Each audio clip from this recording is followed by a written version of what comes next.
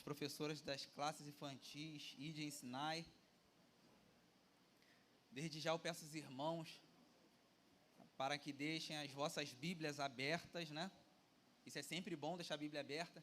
Quem quiser anotar, eu aconselho que anote, porque isso também é muito importante, porque infelizmente muitas das vezes pode calhar da gente errar e vocês acabarem comendo aquilo que não é para comer. Então, por isso que eu falo que é bom deixar a Bíblia aberta e por isso que eu falo que é bom também anotar aquilo que a gente for falando, alguns pontos. Então, irmãos, nessa lição 13 a gente vai falar sobre o Criador se relacionando com o ser humano. E os objetivos da lição, como sempre, eles trazem 3 objetivos. O primeiro objetivo é apresentar o homem como a coroa da criação. O segundo objetivo é mostrar que Deus é um Deus relacional, ou seja, é um Deus que se relaciona. E o terceiro objetivo é enfatizar que devemos ter um relacionamento com Deus. Mas, enfim, a gente sabe que o tempo de hoje é bem curto, e eu tenho o costume de abordar apenas um tópico ou 2, só que hoje eu vou abordar os 3 tópicos. E eu vou trazer um pequeno resumo em cada um desses tópicos. Aí no primeiro tópico eu vou abordar sobre essa questão, a gente como imagem e semelhança de Deus. O segundo tópico eu vou abordar a respeito do nosso relacionamento com Deus. E o terceiro tópico eu abordo sobre relacionamento. Amém? Vamos lá. Para a gente dar partida à nossa mensagem aqui nesta manhã, esse resumo, eu gostaria que os irmãos já abrissem comigo em Gênesis, capítulo 1, verso 26. Vamos abrir um pouco a Bíblia. Vai dizer assim, Gênesis 1, verso 26. Quem não conseguir acompanhar na Bíblia, está no telão. Diz assim: E disse Deus, façamos o homem à nossa imagem, conforme a nossa semelhança. Só até aqui. A gente vai parar para analisar que há muitos debates entre teólogos, entre pessoas estudiosas a respeito de imagem e semelhança. Se vocês forem parar para analisar, forem parar para pesquisar, vocês vão ver que há muitos debates entre os teólogos a respeito dessa questão, imagem e semelhança, porque tem muitos que acham que imagem e essa semelhança que a Bíblia está trazendo em Gênesis são a mesma coisa. Tem muitos que acham que elas são sinônimas. Só que se a gente for parar para analisar, a gente vai perceber que não são. E a gente vai parar para analisar quando a gente pega até essas palavras no próprio hebraico, porque o Antigo Testamento, ele foi escrito no hebraico, na língua hebraica. A gente vai pegar as 2 palavras, são palavras diferentes, com traduções diferentes, significados diferentes. E quando fala que Deus aqui fala assim, façamos o homem à nossa imagem, à nossa semelhança, há uma diferença entre isso. Quando Deus cria o homem à sua imagem e semelhança, Deus ele cria o homem santo, ele cria o homem perfeito, ele cria o homem justo. E quando Deus cria o homem à sua imagem nada mais é do que um retrato. Já viu quando a gente tira uma foto de alguma coisa? A gente tira a nossa própria foto, a gente tira foto de alguma coisa que a gente está comendo, a gente tira foto de algum material, ali fica aquela imagem gravada. Então, imagem nada mais é do que um retrato. E quando a gente fala de imagem, a gente para analisar como é que Deus diz que façamos o homem à nossa imagem, à nossa semelhança, se nós somos totalmente diferentes de Deus. Aí fica essa pergunta, Sérgio. Façamos o homem à nossa imagem, mas como assim a nossa imagem? Se Deus é espírito e nós somos carne.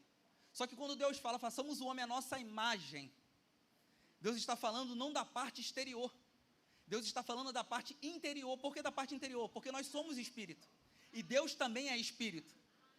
Então quando Deus fala, façamos o homem à nossa imagem, Ele está falando nesse sentido, porque Deus é espírito e nós também somos espírito. Nós somos espírito e alma, e estamos dentro de um corpo. Nós fomos feitos de dentro para fora, só que a perspectiva humana de algumas pessoas, entende-se que a gente foi feito de fora para dentro, só que não, a gente foi feito de dentro para fora. Até na própria criação, a gente vai ver aqui que Deus fala em fazer o homem, fala que Deus criou o homem no verso 28, no verso 27, perdão, capítulo 1, verso 27 fala que Deus criou o homem, e no capítulo 2 fala que Deus formou o homem. Quando fala que Deus criou e depois fala que Deus formou, quando fala criou, porque Deus criou já dentro dele. Agora, no capítulo 2, fala que Deus formou. Quando fala formou, é que Deus botou para fora tudo aquilo que estava dentro dele. Então, Deus fala para nós aqui, ó, façamos o homem. Deus fala entre eles ali, perdão. Deus faz uma reunião entre eles e fala, façamos o homem à nossa imagem. Então, fica uma coisa aqui para nós nessa manhã. Quando Deus fala, façamos o homem à nossa imagem, e Deus é espírito, Deus está fazendo nós também igual a ele. Imagem, igual eu falei para os irmãos, é um retrato. Deus está fazendo nós igual a ele. Nós somos também espíritos também. Só que nós somos espírito e alma dentro de um corpo. E quando Deus fala assim agora, façamos o homem à nossa imagem, à nossa semelhança. Lembra que eu falei para os irmãos no início? Que Deus fez o homem perfeito, santo e justo. Quando fala semelhança, fala de atributos que Deus deu ao homem. Alguns de seus atributos, porque tem atributos de Deus que Deus não compartilha com o homem, que é só dele. Quais são esses atributos? É a onisciência de Deus, é a onipresença de Deus, e é o poder de Deus. Deus é o Todo-Poderoso, Deus está presente em todo lugar, e Deus sabe de todas as coisas. Então, são 3 atributos que Deus não compartilha com o homem. São atributos dele, mas tem outros atributos dele que ele compartilha com a humanidade. E ele compartilhou ali com o homem ali no jardim. Então, como eu já falei para os irmãos sobre a imagem, agora Deus fala assim, façamos o homem à nossa imagem, conforme a nossa semelhança. Então, há uma diferença entre semelhança e imagem. Como eu falei para os irmãos, imagem é um retrato. Agora, a semelhança são os atributos de Deus dentro do homem. Como assim os atributos de Deus dentro do homem? Quando Deus fala conforme a nossa imagem, a nossa semelhança. Quando fala semelhança, a semelhança é exatamente para isso. Qual é a finalidade da semelhança? É para que nós pudéssemos relacionar com Deus através desses atributos que Ele nos deu. Porque sem essa semelhança a gente não consegue ter um relacionamento com Deus. Então Deus compartilha também da sua semelhança conosco. E como eu falei para os irmãos, essa semelhança são atributos. E que atributos são esses, irmãos? É o amor, é a misericórdia, é a compaixão, é a longanimidade, é a benignidade, e um monte de coisas boas que Deus tem, que Ele compartilhou conosco também, para que a gente pudesse se relacionar com Ele. Só que, irmãos, a gente sabe que Eva e Adão, eles desobedecem. E agora que eles desobedecem, o que vai acontecer? O pecado vai entrar no mundo, e quando o pecado entra no mundo, o que acontece? Essa semelhança é quebrada. Não tem mais essa semelhança. Agora o homem perdeu, a humanidade perdeu todos aqueles créditos que eles tinham. Agora, quando o pecado entra no mundo, é uma nova realidade. O homem vivia uma era totalmente diferente. Agora, quando o pecado entra no mundo, eles vivem uma outra era, totalmente diferente. A semelhança ali é quebrada. Agora, tudo que é gerado, irmãos, não é mais santo. Tudo que é gerado não é mais perfeito. E tudo que é gerado não é mais justo. Porque a natureza do homem já não é mais perfeita, é pecaminosa agora. Então, essa semelhança é quebrada. E a gente vai reparar, para corroborar o que eu estou falando, no livro do Gênesis, no capítulo 5, no verso 3, vai dizer que Adão gerou um filho segundo a sua semelhança. Não é mais a semelhança de Deus. Então, observem essa diferença entre imagem e semelhança. Então, a gente vai ver que a coroa da criação de Deus, ela falha.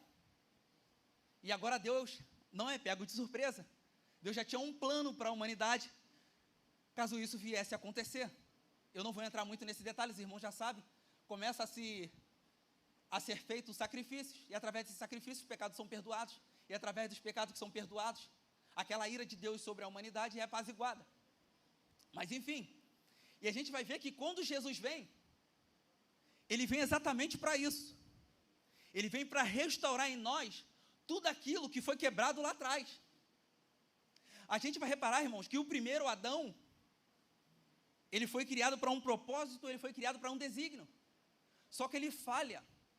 Ele falha naquele propósito a qual Deus tinha para ele. O primeiro Adão falha, agora vem o segundo Adão, que é o próprio Jesus Cristo.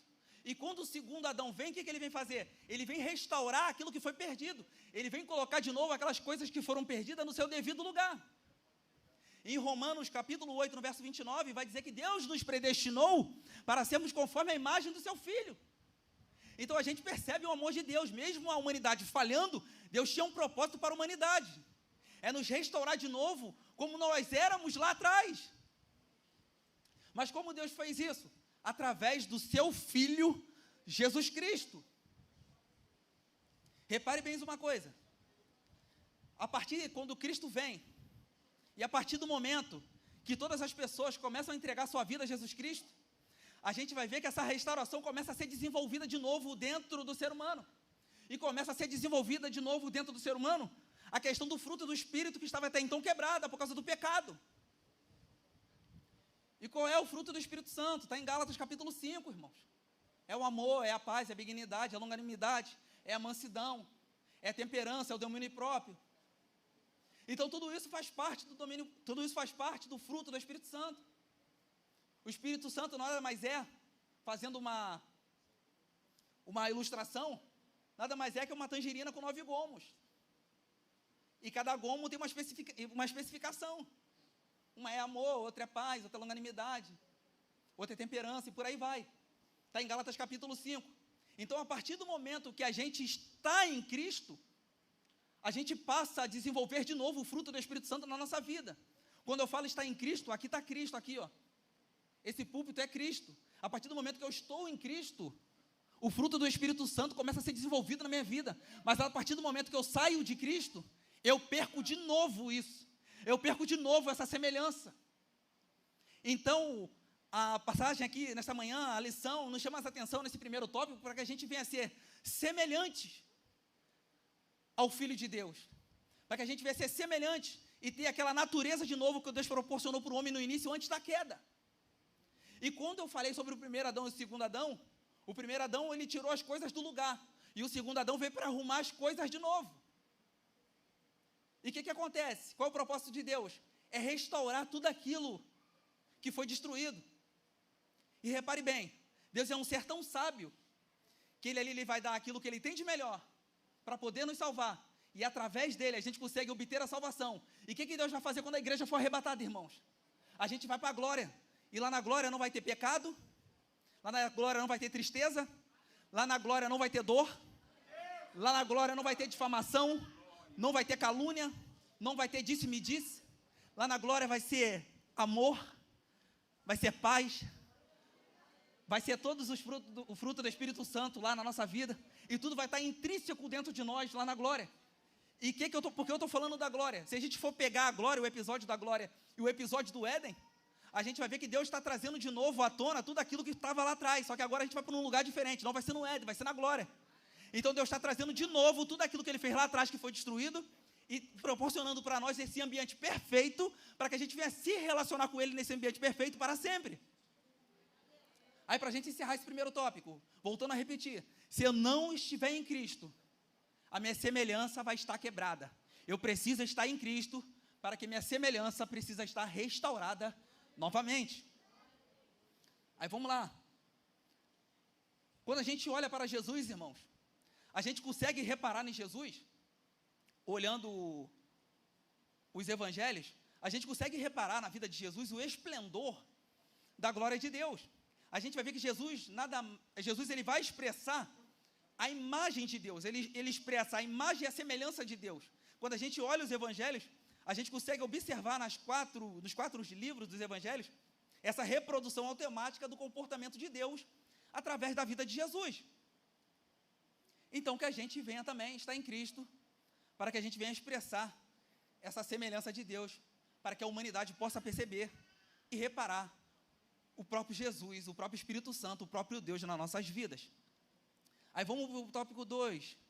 O tópico 2 vai falar que Deus é um Deus que se relaciona, correto? Aí vamos lá. Na própria verdade aplicada que está na nossa lição, vai dizer assim, ó, nós necessitamos de Deus, mas é sempre Deus quem toma a iniciativa e busca o homem para se relacionar com Ele. Repare bem, é Deus que tomou a iniciativa. Quer ver uma outra prova que Deus tomou a iniciativa? Em 1 João 4,19, vai dizer assim, nós o amamos porque Ele nos amou primeiro. Repare bem, nós o amamos porque Ele nos amou primeiro. Repare bem, a iniciativa de amar primeiro foi dele. Depois nós o amamos. Então, repare bem, a iniciativa sempre foi de Deus. E a gente vai ver aqui nessa questão do relacionamento, que Deus sempre buscou se relacionar com o ser humano. Aí fica uma pergunta, para nós, como é que a gente faz para se relacionar com Deus? É uma coisa tão simples. Só que às vezes as pessoas querem inventar, criar coisas que não eram para ser criadas. O Evangelho é uma coisa simples demais. Só que hoje inventa-se tanta coisa em cima do Evangelho, e às vezes a pessoa acaba ficando com a mente um pouco deturpada, porque de tanto conhecimento, acaba deturpando ela. E tem muitos conhecimentos que trazem que não é bom. E tem muitas pessoas que comem de tudo que é aquilo que as pessoas falam. E quando eu falo de relacionar com Deus, que é uma coisa tão simples, por que eu falo que é uma coisa tão simples? Porque Deus, ele sempre se dispôs a estar de braço aberto por nós. Isaías 59, no verso 2, vai dizer que é as nossas iniquidades que nos afasta do próprio Deus. Vou repetir. As nossas iniquidades, ou seja, os nossos pecados, é que nos afasta do próprio Deus. Não é Deus que se afasta de mim. É eu, através das minhas atitudes, que afasto de Deus. Então, o que eu trago aqui para os irmãos? Quanto menos eu pecar, quanto mais eu evitar pecar, quanto mais eu evitar errar, mais próximo eu vou estar de Deus. Mas quando eu falo de relacionamento, eu falo de uma coisa muito íntima. Por que uma coisa muito íntima? Repare bem, para quem é casado, para quem é noivo e para quem é namorado. Quando você foi, antes de casar, você foi conhecer a sua namorada, você a olhou, você a observou, e vice-versa, homem e mulher. Não é só o homem que toma atitude, a mulher também toma também. E ali começa um relacionamento entre ambos. Eles começam a conversar, começam a se dialogar, eles começam a conversar. E nisso que eles começam a se conversar, começam a se dialogar, começa a se criar um relacionamento, uma intimidade. E depois dali começa a se criar um vínculo. E depois dali aquela alma começa a se apegar, né? Aí começa a namorar, vai noivar e vai se casar. Quando casa, vai se criar um vínculo de intimidade, vai se criar um grande vínculo de amor, enfim. E a gente vai ver que com Deus é a mesma coisa. Da mesma forma que você usou de artimanhas para se aproximar da mulher que você um dia queria para a sua vida, ou a mulher se aproximou do homem que você queria para a sua vida, da mesma forma é com Deus também. Não tem dificuldade nenhuma. A única coisa que Deus quer que a gente se aproxime dele é que a gente abandone as nossas práticas de pecado, para a gente poder se relacionar com ele. É isso que ele queria desde o início. Só que a gente vai ver que, infelizmente, eles pecam, esse relacionamento é quebrado. Aí, conforme eu falei para os irmãos, que eu não vou entrar nesse detalhe, por causa do tempo, a gente vai ver que começa a ser feitos sacrifícios, através desses sacrifícios, pecados são perdoados e ali são apaziguados, e o relacionamento Deus volta a se relacionar de novo com o ser humano, por causa daquela atitude, porque a pessoa está reconhecendo o seu pecado. Então, se relacionar com Deus não tem nenhum tipo de mistério, basta eu dobrar meus joelhos e orar. Eu posso me relacionar com Deus de outras formas? Posso. A Bíblia está aqui para isso. A Bíblia é a bússola para nos orientar da maneira como a gente deve proceder. A gente não lê porque não quer. Tempo é que não falta. Tem pessoas que inventam desculpa para não se relacionar com Deus. Fala que pega a condução cheia, mas a pessoa não pode orar em pé, só pode orar dentro de casa. A pessoa, quando está indo para o trabalho, no meio do caminho, ela não pode orar. Paulo fala para a gente orar sem cessar. E qual é a desculpa que a gente tem para não se relacionar com Deus? Então a gente vai ver que Deus é um ser que se relaciona. Ele está sempre disposto, está sempre de braços abertos para poder se relacionar conosco. Deixa eu trazer algo para os irmãos aqui para a gente poder passar para o tópico 3, falar de relacionamento. Falando ainda sobre relação, a gente vai ver que quando a gente se relaciona com Deus, Deus é tão bom que Deus ele começa a mostrar para nós algumas coisas que a gente não sabe. Como assim Deus começa a mostrar para a gente algumas coisas que a gente não sabe? Por isso é bom a gente se relacionar com Deus, porque Deus começa a abrir os nossos olhos. Porque tem atitudes, às vezes, que a gente vai tomar e Deus vai lá e dá um toque na gente, ó. Cara, abre o olho, cara. Se você fizer isso, você vai errar. Então é bom ter um relacionamento com o Pai. Então é muito bom estar próximo do Pai. Deus é o nosso melhor amigo. Deixa eu contar uma coisa para os irmãos aqui. Eu não costumo me abrir da minha vida sentimental para ninguém, não. Mas deixa eu contar uma coisa para os irmãos aqui. Sobre relacionamento com Deus. E por que eu falei que é tão bom ter um relacionamento com Deus. Isso aqui vai servir para algumas pessoas aqui dentro. Eu, quando me converti tarde já. Quando me converti, eu conheci uma pessoa, conheci uma menina, uma moça, e ali, como eu falei para os irmãos, me aproximei dessa pessoa, e a gente começou a conversar, e ali começou a se criar um vínculo. E ali a gente começou a namorar. Eu tive 2 relacionamentos, depois de convertido. O primeiro não deu certo, o segundo deu certo e vai até a eternidade. E hoje eu estou casado com uma belíssima esposa, graças a Deus, assim eu posso falar. Aí, vamos lá. Aí no primeiro relacionamento, o que aconteceu?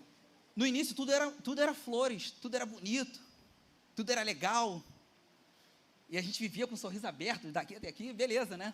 E para mim era uma novidade, porque eu vim do mundo. E no mundo a gente fez um monte de besteira, enfim. E para mim era uma novidade, era o meu primeiro relacionamento cristão. Só que no decorrer do tempo, as coisas não começou a não dar mais certo. Começou a ter problemas. Começou a ter discussões. E a gente reparou que Deus não estava mais naquele meio ali. E Deus não está onde não tem paz. Deus não habita onde não tem paz. Fica inviável Deus estar num lugar onde não tem paz, onde tem discussão, onde um não concorda com o outro. Então começou a ter algumas discussões. Começou a ter algumas brigas. Não briga de soco, nada disso. E a gente viu que algumas coisas não estavam dando certo. E em menos de 10 dias, se eu não estiver enganado, a gente terminou umas 3 vezes, dentro de 10 dias. Aí na última vez, olha como é que é bom se relacionar com Deus. Dentro de mim, havia uma grande torcida que não queria voltar.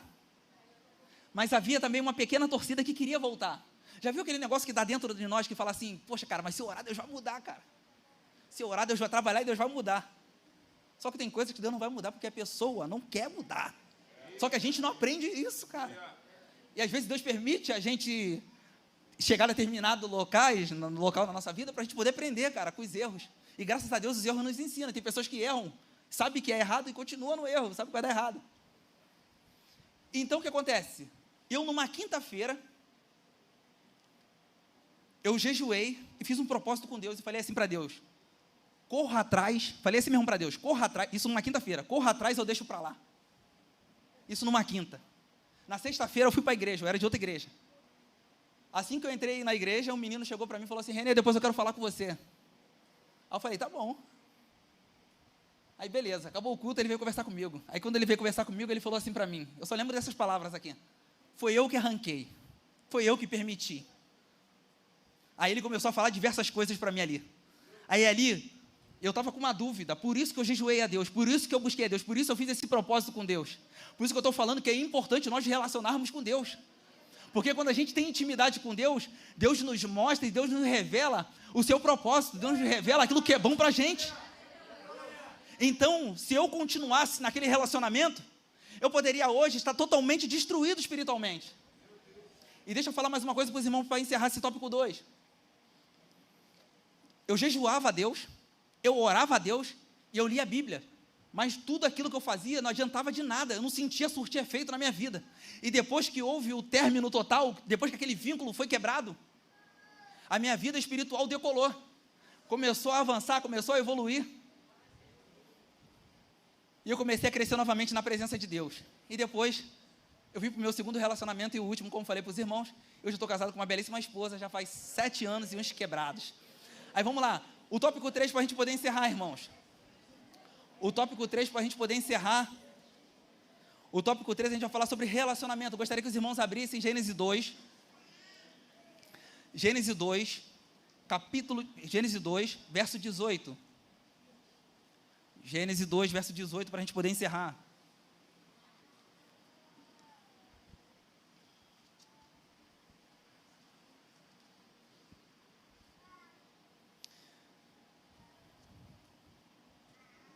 Vai dizer assim. Gênesis 2, verso 18, vai dizer assim. E o Senhor Deus disse, não é bom que o homem esteja sozinho. Eu farei uma ajudadora adequada para ele. Só até aqui. Repare bem. Quando Deus faz o homem, antes de fazer o homem, a gente vai ver que cada animal, macho e fêmea, eles tinham seus pares.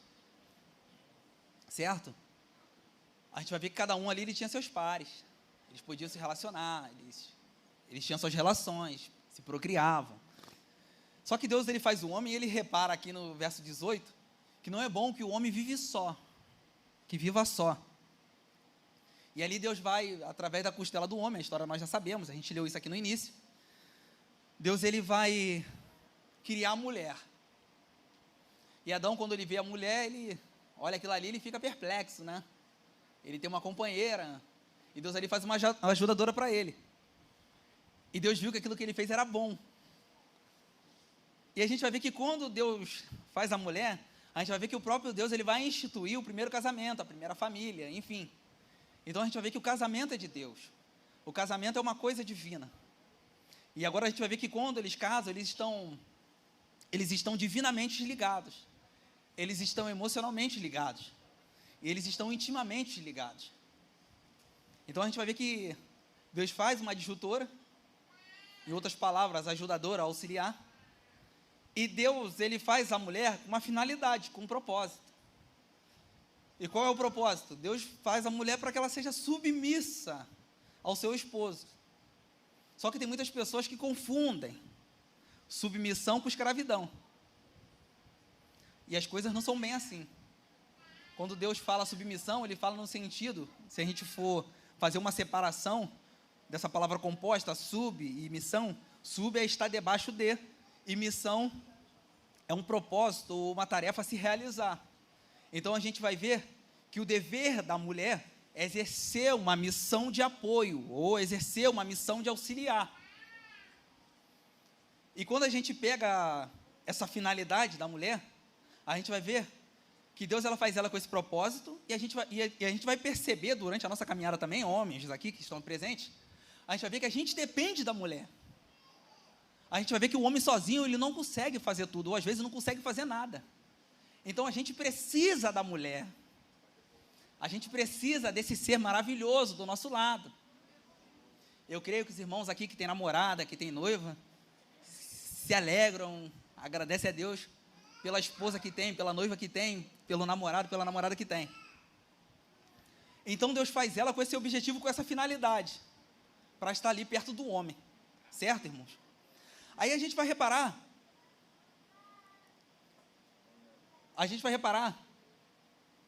que quando Deus faz a mulher com essa questão da submissão, a gente vai ver que quando a mulher ela é submissa ao seu esposo, a gente vai ver que essa mulher, quando ela é submissa, ela é protegida. Ela é protegida e ela automaticamente, ela tem um escudo ali do seu esposo, tem a proteção do seu esposo. E para a mulher ser submissa ao esposo, o esposo também tem que amar a sua esposa, porque tudo é uma reciprocidade. Como é que eu quero uma coisa e não faço também por onde de ter? Então, para a mulher ser submissa, há uma necessidade do homem demonstrar o seu amor para com a sua esposa. Da mesma forma, os noivos, os namorados, enfim. Então, a gente vai ver que quando a mulher é submissa, ela tem essa proteção. Né, Ricardo? A gente não protege a nossa esposa? A gente tem que falar bem da nossa esposa, defender a nossa esposa, enfim. Então, a gente tem a esposa, ela tem essa proteção do esposo, ela tem esse escudo do esposo. E a gente vai perceber, irmãos, que quando a mulher ela é insubmissa, presta atenção agora. Quando ela é insubmissa, ela perde essa proteção e ela fica exposta aos seguintes perigos, nas seguintes áreas. Nas áreas emocional, física e na área espiritual. Emocional por quê? Porque ela fica fraca emocionalmente. E na área física, porque a Bíblia tem a mulher como um vaso mais frágil. E na área espiritual, por quê? Porque a partir do momento que ela é insubmissa, a gente vai ver que ela deixa de cumprir um princípio de Deus. Então ela fica vulnerável. Quer ver um grande exemplo dentro da Bíblia? Está aqui na nossa própria lição. Eva foi presa fácil do diabo. Porque Eva foi insubmissa. Aí vocês vão falar para mim, Renê, mas aonde está escrito na Bíblia que Eva foi insubmissa? Só a gente olhar o exemplo, irmão. Qual é o exemplo? A partir do momento que Eva começou a dar ouvido para a serpente, a Bíblia não fala quanto tempo foi que ela ficou dando ouvido para a serpente. Ela tinha que relatar aquilo que a serpente estava falando para o esposo dela. Ela não relata. E o que acontece? Ela cai na lábia do diabo. Ela foi presa fácil do diabo. Ela ficou vulnerável nas três áreas. Na área emocional, na área física e na área espiritual. Então, se a mulher não for submissa ao seu esposo, ela vai ficar vulnerável nessas três áreas. Na área física, na área emocional e na área espiritual. Eva foi presa fácil do diabo porque ela ficou vulnerável nas três áreas. Então a mulher não pode ser insubmissa. Quando ela é insubmissa, ela quebra um princípio que foi dado por Deus.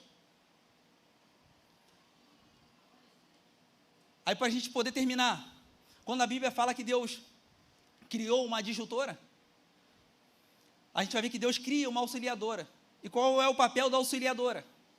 Aí eu vou trazer aqui para os irmãos 4 coisas aqui. A primeira, ela é auxiliadora em quê? No sentido afetivo. Como assim sentido afetivo? Demonstrando amor, amizade. Isto faz a mulher de um só homem, ou seja, do seu marido, e ela se entrega a ele com amor e inteireza de coração. Um outro exemplo, ela auxilia o homem no sentido social. Como assim? Ela contribui para conservar a imagem do seu marido como um homem de bem de família, diante dos filhos da igreja e da sociedade que vive. Um outro exemplo, ela auxilia o homem no sentido profissional. Como assim, irmãos? Quando as coisas vão mal na área profissional, todo marido espera encontrar na esposa o apoio necessário para vencer as dificuldades e superar as crises que porventura possam advir nos seus afazeres profissionais. Então, uma necessidade da esposa estar ao lado do marido apoiando. E a última coisa aqui, em que a mulher auxilia o homem, ela auxilia o homem também no sentido espiritual. Como assim no sentido espiritual? Já viu quando o esposo está fraco? Aí a esposa tem que chegar lá e falar o quê? Esposo, amor da minha vida, minha dádiva, enfim, o exemplo que vocês quiserem dar para o esposo, mas que seja carinhoso. Vamos orar. Estou sentindo que você não está tendo mais aquela dedicação. Vamos ler a Bíblia. Eu costumava ver você lendo a Bíblia todos os dias e agora eu vejo você um pouco desanimado, esposo. Vamos ler a Bíblia. Eu via você subindo o monte, fazendo campanha a propósito, e agora você parou, esposo. O que aconteceu? Então a mulher auxilia o esposo nesse sentido também espiritual também. Repare bem, eu falei mais da mulher, né? Agora, para a gente poder encerrar de vez. E qual é o papel do homem? Agora, Efésios capítulo 5, verso 25. Toda a igreja, vamos ler comigo, para a gente poder encerrar. Só falei da mulher, vamos falar do homem agora. Efésios 5, 25, para a gente poder encerrar.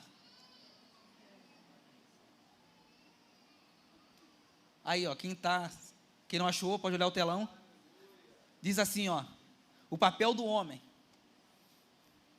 Maridos, amem suas esposas, assim como também Cristo amou a igreja e a si mesmo se entregou por ela. Vou repetir, para ficar bem claro para nós.